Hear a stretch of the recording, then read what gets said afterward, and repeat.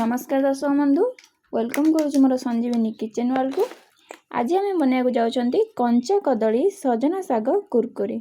चलतु देखा ए लगी इंग्रेडिएंट्स और ए कौन कौन आवश्यक और या केमी करा जाए।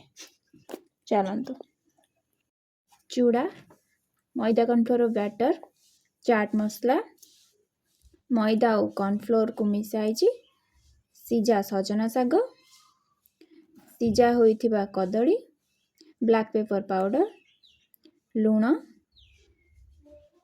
पियाज, लंका गुंड, अदा रसुण कंचा, जीरा गुंड, तापर किछटा करी मसला एवं तापर जीरा।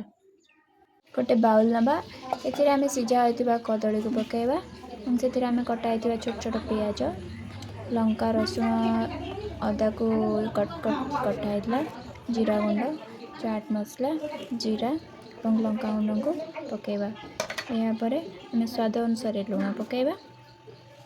या आमे पकाइथिबा चाट मसला को पकाइबा एवं करी पाउडर को पकाइबा। तापरे कॉर्नफ्लोर पकाइबा।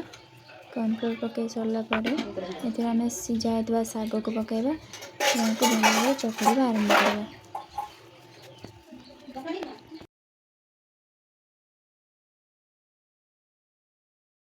देखो आम चकुड़ी के यहीपरि डो आम बनइबा। देखो जमीती आमर होइचे से भाया भाव आम बनैके या आम सिलिंडर सेप करी आम रखा और गोटी गोटी करी आम सब करवा।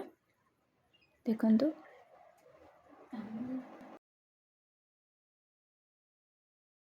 एबे आम गैस लगे कढ़ाई बसैबा और कढ़ाई गरम सारा पर आम ए पकाइबा तेल।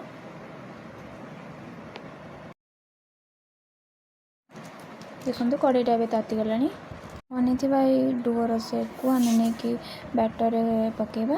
पकई सारापर आम चूड़ा नहीं कोट करवा जमीक आम खावाटा क्रिस्पी लगे और पार्टी को भल लगे। आम कढ़ई पकेबा आम जी भी बनईले आस्ते आस्ते सेमती प्रोसेस करी कढ़ई पकेबा और या छाणीबा आरंभ करवा।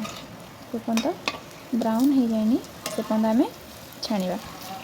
देखो आस्ते आस्ते आमर खाइबाटी छाणी हो गला के सुंदर भाव में। देखो के सुंदर देखा आम या एक पत्र काढ़ीदबा और आमर तैयार हो गला कंचा कदली सजना साग कुरकुरी। देखो के सुंदर भाव में डिलीशियस देखा।